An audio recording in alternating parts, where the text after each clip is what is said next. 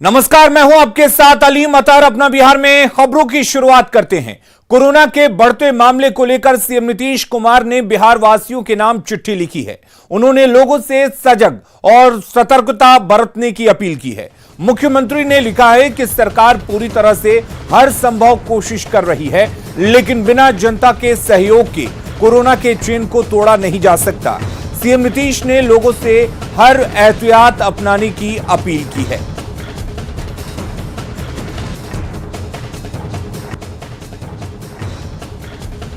तो चिट्ठी में सीएम नीतीश कुमार ने अपील की है कि कोरोना के मामले एक बार फिर से तेजी से बढ़ रहे हैं, इसलिए सबकी सुरक्षा को लेकर सरकार की चिंता भी बढ़ गई है।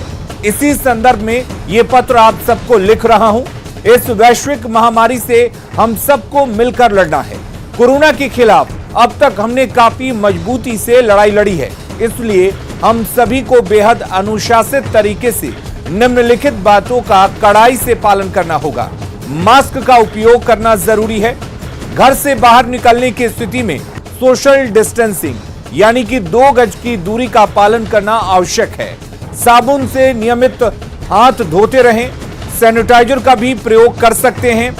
किसी भी स्थान पर जाकर भीड़ भाड़ नहीं करें और अनावश्यक बाहर जाने से बचें।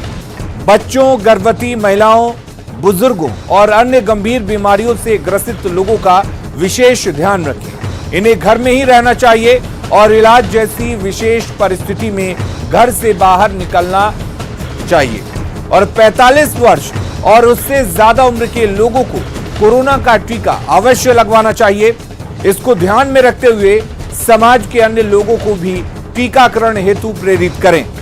खांसी, बुखार, सांस लेने में तकलीफ या अन्य लक्षण हो तो उस पर कोरोना जांच जरूर कराएं। मुझे पूरा विश्वास है कि आप सबके सहयोग से हम सब मिलकर इस वैश्विक महामारी को हराएंगे।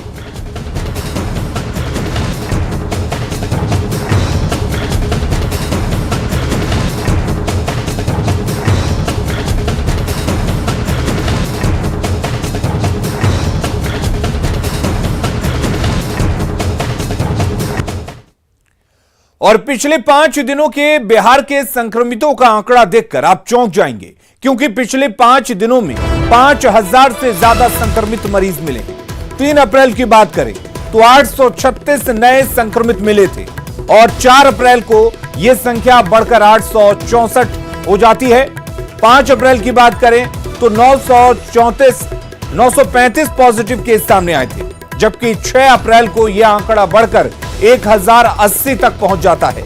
7 अप्रैल को 1527 नए पॉजिटिव केस सामने आए। ऐसे में बिहार में कुल 5 दिन में 5242 केस मिले हैं। ऐसे में आप समझ सकते हैं कि बिहार में कोरोना की स्थिति किस कदर भयावह होती जा रही है। न्यूज़ 18 भी आपसे अपील करता है कि इन आंकड़ों को मजाक में बिल्कुल ना लें। एक बार फिर से अपने आप को संभालें, मास्क का इस्तेमाल करें, 2 गज की दूरी को बनाए रखें, भीड़ भाड़ वाली जगहों पर जाने से बचें और कोशिश करें कि कहीं जरूरत हो तब भी जाएं, अन्यथा बाहर ना निकलें। तो बिहार में जिस तरह से कोरोना के मरीजों की संख्या लगातार बढ़ती जा रही है, उसी तरह अस्पताल पर दबाव भी बढ़ता जा रहा है। खासकर पटना एम्स पर अभी सबसे ज्यादा प्रेशर है। यहां बेड से ज्यादा संख्या मरीजों की हो गई है, जबकि एम्स प्रशासन ने 80 से बढ़ाकर 110 बेड की क्षमता कर दी है। बावजूद इसके अभी 116 कोविड के मरीज एम्स में भर्ती कराए गए हैं। अस्पताल प्रबंधन ने सरकार से कहा कि दूसरे अस्पतालों में भी कोविड मरीजों के लिए व्यवस्था की जाए। देखिए अमित कुमार सिंह की ये रिपोर्ट। बिहार में कोरोना के मरीजों में लगातार इजाफा हो रहा है। इसके चलते कई अस्पतालों में बेड की समस्या हो गई है। हम बात कर रहे हैं पटना एम्स की, जहां बेडों की कुल संख्या 80 है कोरोना मरीजों के लिए, लेकिन यहां बेड से ज्यादा मरीज यहां पहुंच गए हैं, जिसको लेकर एम्स प्रशासन भी काफी परेशान है। इस पर बात करने के लिए हमारे साथ एम्स अस्पताल के नोडल ऑफिसर संजीव सिन्हा जी हैं। कोरोना का प्रसार हुआ है, अभी बड़ी संख्या में मरीज आ रहे हैं हमारे यहाँ। हमने बेड, आपने सही बताया, 80 बेड थी, उसको बढ़ा के 110 किया है। 110 के बाद भी हमें इतने मरीज आ रहे हैं कि हम सबको एडमिट नहीं कर पा रहे हैं और शहर के दूसरे अस्पतालों में उन्हें भेज रहे हैं, लेकिन कई अस्पतालों में भी बेड नहीं मिल रहे हैं। Amit Kumar Singh, news 18 AIIMS. Corona के बढ़ते मामलों के बीच मुंबई और पुणे से 7 स्पेशल ट्रेन बिहार आएंगी। 10 अप्रैल को पहली स्पेशल ट्रेन दानापुर पहुंचेगी। स्पेशल ट्रेन में 24 कोच होंगे, लिहाजा स्टेशन पर जांच के लिए 24 टीम बनाई गई है, जो हर एक बोगी के यात्रियों की कोरोना जांच करेंगे। साथ ही जिनकी रिपोर्ट पॉजिटिव होगी उन्हें दानापुर में बने आइसोलेशन सेंटर में रखा जाएगा। दानापुर स्टेशन पर व्यवस्था का जायजा लिया हमारे सहयोगी रवि एस नारायण ने। बिहार सहित कई राज्यों में कोरोना के लगातार बढ़ रहे मामले के कारण जो बिहारी मजदूर और तमाम जो लोग हैं उनकी वापसी शुरू हो रही है। आपको बता दूं कि रेल मंत्रालय ने मुंबई और पुणे से 7 ऐसी ट्रेनों के परिचालन की अनुमति दी है जो वहां से लोग आना चाहते हैं और जिसकी पहली ट्रेन जो है वो 10 अप्रैल को दानापुर जंक्शन पहुंच रही है। और हम दानापुर जंक्शन पे यहाँ पे देखे हैं प्लेटफॉर्म, जो ट्रेन जो है वो 10 तारीख को यहाँ पे आएगी। और आपको बता दूं कि यहाँ पे बड़ी तैयारियां की गई हैं क्योंकि हज़ारों लोग जो है वो पहुँचेंगे। ये प्लेटफॉर्म नंबर 1 है और इसी प्लेटफॉर्म पे ट्रेन जो है आ करके लगेगी। और जो जानकारी दी गई है उसके मुताबिक हर एक ट्रेन में 24 बोगियां होंगी। और आपको ये नज़ारा दिखा दूं कि ये जो प्लेटफॉर्म आप देख रहे हैं, इसी प्लेटफॉर्म पर 24 बोगियां लगेगी और हर एक बोगी के लिए एक अलग मजिस्ट्रेट और एक अलग टीम बनाई गई है। यहाँ पे जैसे ट्रेन आ रही है ठीक वैसे ही ट्रेन आ करके यहाँ पर लगेगी और 24 बोगी के लिए 24 अलग अलग टीमें रहेंगी, जो हर एक बोगी का अलग अलग लोग जो है वो टेस्ट करेंगे। जो भी लोग यहाँ पहुँचेंगे उसका पूरी तरह से 100% जो है यहाँ पे टेस्ट किया जाएगा। बाहर से मुंबई और पुणे से यहाँ पे पहुँचेंगे, वो अगर निगेटिव पाए जाते हैं तो घर जाएंगे, लेकिन अगर वो पॉजिटिव पाए जाते हैं तो दानापुर जंक्शन पर 2 आइसोलेशन सेंटर बनाए गए हैं 50 बेडों का। तो वो सारे पॉजिटिव लोगों को वहाँ पे आइसोलेशन सेंटर में भेजा जाएगा। कोशिश इस बात की जा रही है कि जिस ढंग से मामले बढ़ रहे हैं पटना में और पूरे बिहार में, उसको रोका जाए और ज़्यादा से ज़्यादा जांच कराई जाए। कैमरा पर्सन अजय दुबे के साथ रवि एस नारायण, न्यूज़ 18 पटना। बेतिया में नरकटियागंज के चनपटिया पीएचसी में कोरोना वैक्सीन की किल्लत हो गई है, जिससे वैक्सीन लेने आए लोग परेशान दिखे। अस्पताल का जायजा लिया संवाददाता प्रफुल्ल कुमार ने। लोग जो है यहाँ पे वैक्सीन के लिए चनपटिया प्रखंड क्षेत्र का ये एपीएचसी सेंटर है, अतिरिक्त प्राथमिक स्वास्थ्य केंद्र गिद्धा पंचायत का यह अतिरिक्त प्राथमिक स्वास्थ्य केंद्र है। मैं आपको बता दूं कि ग्रामीण क्षेत्रों में जिले पश्चिम चंपारण जिले के ग्रामीण क्षेत्रों के जितने भी पीएचसी हैं और उसमें से अधिकांश पीएचसी में जो हाल है वो ये है कि कहीं कल से वैक्सीन नहीं है तो कहीं आज वैक्सीन ख़त्म हो गया है। लोग वैक्सीन का इंतज़ार कर रहे हैं लेकिन वैक्सीन नहीं पहुंचा है। इसकी क्या स्थिति है ये जानेंगे हम बाद में, लेकिन पहले मैं आपको ये तस्वीर दिखा दूं।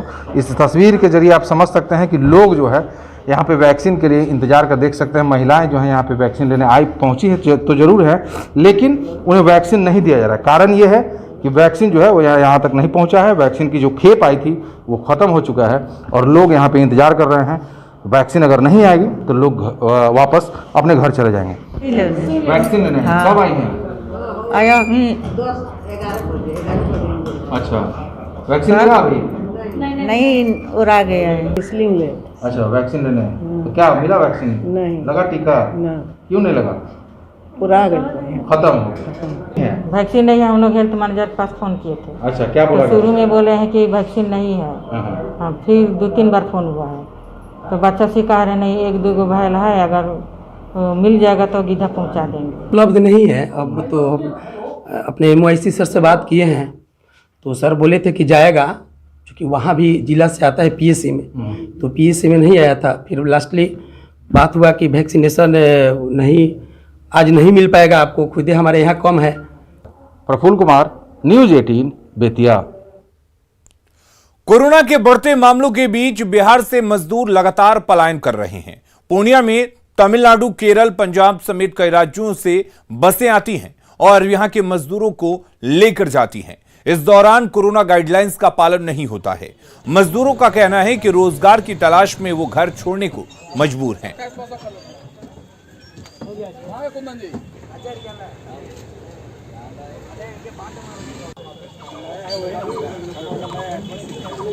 परमिट है सर, टूरिस्ट परमिट है इसका, जो है कि लेबर परमिट नहीं है। जो लेबर लेके गाड़ी जा रहा है उसका परमिट नहीं था। एक बस में लोग 40 आदमी। ये सर तमिलनाडु से बस आ रही है। तमिलनाडु से? हाँ, तमिलनाडु से बस आ रही है और तमिलनाडु वापस जा रही है। अभी पैसेंजर कहाँ के बैठे हैं गाड़ी में? पैसेंजर बैठा है यहीं पूर्णिया जिला का श्रीनगर। ये लोग कहाँ के पैसेंजर है, कहाँ जाएंगे ये लोग? सभी लोग तमिलनाडु जाएंगे। बिहार में बढ़ते अपराध को लेकर पक्ष विपक्ष में सियासी घमासान जारी है। नेता प्रतिपक्ष तेजस्वी यादव ने कल पीसी कर जहां सीएम नीतीश कुमार पर जातिवादी राजनीति करने और जाति के आधार पर अपराधियों को बचाने का आरोप लगाया, तो जेडीयू ने कहा कि अपराधी कोई हो, सीएम नीतीश कुमार किसी को नहीं बख्शते। अब नीतीश कुमार जी का वर्किंग जो स्टाइल रह गया है, भले ही चोर दरवाजे से मुख्यमंत्री बने हों, लेकिन एक ही जात के और एक ही जिला तक वो सिमट करके रह गए। अब नीतीश कुमार जी से अगर पूछा जाए कि उन्हीं के जातीय और उन्हीं के जिला के कितने पुलिस महकमे में, चाहे सुपरिटेंडेंट ऑफ पुलिस हो या हेडक्वार्टर्स में, कितने उन्हीं की जाति के लोग हैं, कोई कार्रवाई जो है मुख्यमंत्री नहीं करते हैं। अगर अपराधी अपराध करता है तो ये नीतीश कुमार जी का राज है, ना कि लालू राबड़ी का राज है, जो 15 साल का आतंक आप लोग भी देखे हैं। हमसे ज्यादा, हम लोग से ज्यादा मीडिया वाला को मालूम होगा। पाताल में भी अगर अपराधी रहेगा तो उसको खोज निकाला जाएगा। और अपराधियों से सरकार के लोगों की सांठगांठ के तेजस्वी के आरोप पर जेडीयू ने कहा कि अगर तेजस्वी के पास कोई सबूत है तो उन्हें कोर्ट जाना चाहिए। दिन पहले कई लोगों के साथ जो प्रवीण है, जो उनका संगठन लंका, ये रावण सेना जो चलता है, उनके साथ बैठकर की मीटिंग की गई है, जो कि हमको परिवार के लोगों ने बताया। और इसमें पूरा इन्वॉल्वमेंट जो संरक्षण देने का काम किया गया उस संगठन को, उस व्यक्ति को जिसने नरसंहार कराया, उसके जो हेड हैं, जो गुरु हैं, वो विनोद नारायण झा हैं। जमानत के लिए कोर्ट में दरखास्त देते हैं। अगर आपको लगता है कि मधुबनी के मामले में कोई मामला है तो आप इंटरवेनर बनिए, हाईकोर्ट में फाइल करिए। कौन रोकता है आपको? जमानत के लिए कोर्ट जाइएगा, इसके मधुबनी के पीड़ितों के न्याय के लिए नहीं। अगर कोई साक्ष्य है तो या पुलिस के पास उपलब्ध कराइए या न्यायालय में जाइए। 120B का सेक्शन भी लगा हुआ है उसमें। गोपालगंज की बात करते हैं, जहां पर नगर थाने की पुलिस को उस वक्त फजीहत झेलनी पड़ी जब गिरफ्तार अपराधियों को कोर्ट में पेश करने के लिए पुलिस जिस गाड़ी में लेकर जा रही थी, वो गाड़ी काफी मशक्कत के बाद भी स्टार्ट नहीं हुई और बाद में पुलिस की इस गाड़ी को धक्का मारकर बड़ी मुश्किल से स्टार्ट किया गया। पुलिस जीप को धक्का मारने का वीडियो सोशल मीडिया पर खूब वायरल हो रहा है। दरअसल नगर थाना पुलिस ने कुछ युवकों को शराब पीने और दूसरे मामले में गिरफ्तार किया था। गिरफ्तारी के बाद पकड़े गए 2 आरोपियों को नगर थाना से कोर्ट परिसर में पेशी के लिए भेजना था, लेकिन जैसे ही चलने की तैयारी हुई, जीप स्टार्ट नहीं हुई और उसके बाद गिरफ्तार युवकों और अन्य पुलिस के जवानों ने जीप को धक्का लगाया। नगर थाने के से लेकर थाना रोड तक जीप को धक्का दिया गया, तब बड़ी मुश्किल से जीप स्टार्ट हो पाया। पुलिस के धक्का मारने का यह वीडियो स्थानीय लोगों ने शूट किया और इसे सोशल मीडिया पर भी शेयर कर रहे हैं। छपरा के मकेर में बिजली का टावर लगा रही कंपनी की पोकलेन मशीन को बदमाशों ने जला दिया। कंपनी के प्रोजेक्ट सुपरवाइजर का कहना है कि रात 3 बजे के करीब नकाब से चेहरा ढके 10 बदमाश साइट पर पहुंचे और पोकलेन में आग लगा दी। सूचना मिलने के बाद पहुंची पुलिस इस मामले की जांच कर रही है। फिलहाल पुलिस नक्सली वारदात मानने से इनकार कर रही है। आपको बता दें कि 1.5 महीने से मकेर के गंज मसूरिया में बिजली का टावर लग रहा है। इस दौरान कंपनी से किसी का कोई विवाद नहीं हुआ है। तो जला के कई वो गाड़ी के चक्का के नीचे रखे थे, लेकिन वहाँ पे कुछ नहीं हुआ, खाली वॉल्वो जल गया। इसके पहले आपसे कोई रंगदारी वगैरह मांगी जा रही थी? कोई कुछ आज तक अभी 1.5 महीना से काम चल रहा है, कोई ऐसा कोई न गांव का या बाहर का कोई आदमी कुछ। कितने संख्या में थे? 8 आदमी थे।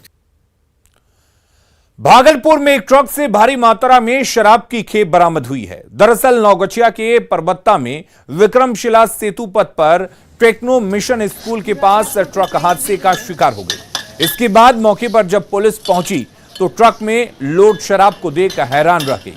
अलग अलग ब्रांड की करीब 3,366 लीटर शराब को पुलिस ने जब्त किया। हादसे के बाद चालक और खलासी मौके से फरार हो गए। पुलिस मास्टरमाइंड की तलाश में जुट गई है।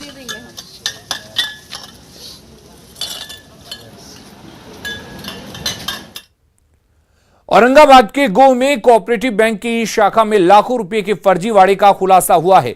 यहां पर त्याब पंचायत के करीब 200 किसानों को लोन रिकवरी का नोटिस थमा दिया गया है।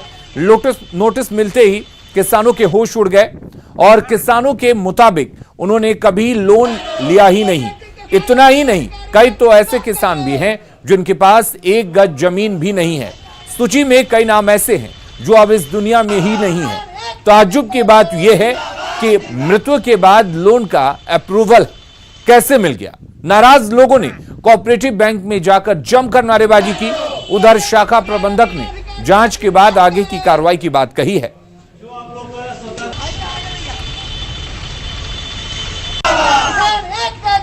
आप लोन नहीं लिए थे? एक पैसा में। कितना का आ गया? नोटिस कितना का आया है? नोटिस आ गया है 2006 में बोलिए। 2006 में जी। उसके बाद क्या हुआ है? उसका बाद हमारा रसीद आया है लोन का। लोन का रसीद आया है? हाँ। कब लोन स्वीकृति कब बताया जा रहा था उस पर? 2011 में। 2011 में। तो नोटिस आपको थमाया गया है के नाम पर? 61,000 सर। 61,000 आपको भी नोटिस थमाए गए हैं? जो अभी थमा गई सब 10 वर्ष पूर्व कुछ नहीं हमको लोग को पता था। प्रदर्शन आप लोग कर रहे हैं, कार्रवाई नहीं होगी तो क्या करेंगे? हम लोग धरना प्रदर्शन करते करते यहाँ पर जान दे देंगे, हम लोग लेंगे कहाँ से? हम गरीब लोग आते हैं, खेत भी हमारे पास नहीं है। लेकिन कुछ लोगों के द्वारा प्रति व्यक्त किया गया कि मैं लोन नहीं लिया हूँ। उनसे मैं निवेदन करता हूँ कि आप अपना एक आवेदन बैंक को दे दें। आपको जो भी जांच पड़ताल किया है, जांच पड़ताल करने के बाद होगा वो आपको संतुष्ट करा दिया जाएगा। आप स्वयं उन सक्षम में खाता चेक करने के लिए स्वतंत्र हैं। पटना में मुर्गों की लड़ाई देखकर तालियां पीटने वालों की कमी नहीं है। एक दूसरे से गुत्तम गुत्ता होने वाले ये मुर्गे हर किसी का मनोरंजन कर रहे हैं, तो मुर्गा लड़ाई के नाम पर अवैध धंधा भी चल रहा है। कभी पंख फड़फड़ा रहे हैं तो कभी चोंच से वार कर रहे हैं। बेली रोड के किनारे 2 मुर्गों के बीच धिंगा मुश्ती छिड़ी हुई है। ये देखिए दोनों मुर्गों के बीच किस कदर जंग हो रही है। एक दूसरे को मात देने पर उतारू दोनों लड़ाकू मुर्गे कभी चोंच से हमला कर रहे हैं तो कभी अपने नन्हे पांवों से एक दूसरे को पटखनी देने की कोशिश कर रहे हैं। बिहार से सैकड़ों किलोमीटर दूर राजस्थान से आए नट परिवार ने इन दोनों मुर्गों को लड़ाई के लिए इस कदर ट्रेंड कर दिया है कि इनकी लड़ाई देखने के लिए अक्सर लोगों की भीड़ उमड़ पड़ती है। ये कहाँ का मुर्गा है? राजस्थान का है सर। तो ये वहीं से आया है? वहीं से लाए हैं। तो ये ट्रेंड है एकदम? ट्रेंड है, लड़ाई में पूरा पास है। ये लड़ाई होते रहता है, मतलब ऐसे करवाते रहते हो? बाजी पे लगता है। तो यहाँ पे पटना में डिमांड है क्या? हाँ हाँ। कौन लोग आते हैं? बाहर से आता है फाइटिंग करवाने के लिए। आपस में गुत्था ये दोनों मुर्गे खास तौर पर उस ताज और कीकड़ प्रजाति के बताए जाते हैं जिन्हें लड़ाकू प्रवृत्ति का माना जाता है। बेली रोड के किनारे अक्सर ये दोनों मुर्गे आपस में लड़ते भिड़ते रहते हैं, तो उन्हें देखने वाले कभी तालियां पीटते हैं तो कभी वीडियो बनाते हैं। इससे पटना वासियों का मनोरंजन तो होता ही है, उनकी लड़ाई के जरिए नट समुदाय के सदस्य अपनी जीविका भी चलाते हैं। क्या इसमें सट्टा भी लगता है? सट्टा भी लगता है। उस सट्टा के ऊपर है 5,000, 10,000, 2,000 जैसे सट्टा होता है वैसे लगता है। लेकिन ये तो गलत है ना कि सट्टेबाजी का? सट्टाबाजी के अगला आदमी आगे सट्टाबाजी करता है तो तुम्हें कोई रोकता वगैरह नहीं है? रोकता नहीं है? कहाँ कोई रोकेगा, हम लोग अपने में करते हैं सब। ये देखिए कैसे बेली रोड के किनारे ये लड़ाकू मुर्गे आपस में भिड़े हुए हैं। एक दूसरे को मात देने के लिए कभी पंख फड़फड़ा रहे हैं तो कभी चोंच से वार कर रहे हैं। आनंद अमृतराज, न्यूज़ 18 पटना। प्रधानमंत्री नरेंद्र मोदी का आत्मनिर्भर भारत का आह्वान देश की अर्थव्यवस्था के एक अहम मोड़ पर आया है। नेटवर्क 18 की पहल और आईटीसी की ओर से प्रस्तुत इस खास पेशकश स्वाभिमान भारत में हम आपके लिए देश भर से ऐसी कहानियां लाते हैं जो आत्मनिर्भरता का बेहतरीन उदाहरण पेश करती है। इन्हीं में से एक कहानी है आईटीसी होटल्स की, जो भारतीय संस्कृति और उसके व्यंजनों को विश्व में पहचान दिलाने में आगे रहे हैं।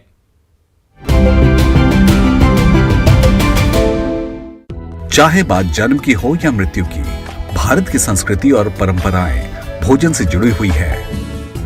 Under ITC Hotels Responsible Luxury Initiative and Food Sherpa program, we do bring our guests to these places and recreate the same food in the comfort of our hotels. Bharat की इसी संस्कृति और मेहमान नवाजी की मशहूर परंपरा को दुनिया भर में पहचान दिला रहे हैं आईटीसी होटल्स। देश की राजधानी दिल्ली में आईटीसी ग्रैंड भारत भारतवर्ष की अवधारणा का प्रतीक बन चुका है। यहाँ पर लॉन्च किए गए नए स्वास्थ्य व्यंजन शामिल हैं, जिनका खाना पकाने का सामान होटल में सीधा खेतों से आता है। एक हिंदू सारस्वत थाली से लेकर बेहद लोकप्रिय विंदालू तक, कोकम के इस्तेमाल से लेकर सिरके तक, इस होटल में स्वाद की मिली जुली संस्कृति देखने को मिलती है। इसके अलावा दक्षिण गोवा के एक शांत से कोने में बसे आईटीसी ग्रैंड गोवा में भारतीय मसालों के साथ पुर्तगाली व्यंजनों की खुशबू माहौल को एक अनोखा रंग दे देती है। आईटीसी होटल्स भारतीय व्यंजनों के स्वाद को न केवल दुनिया भर में प्रचलित कर रहे हैं, बल्कि एक बेहद शानदार तरीके से स्वाभिमान भारत की मूल भावना को सही रूप भी दे रहे हैं।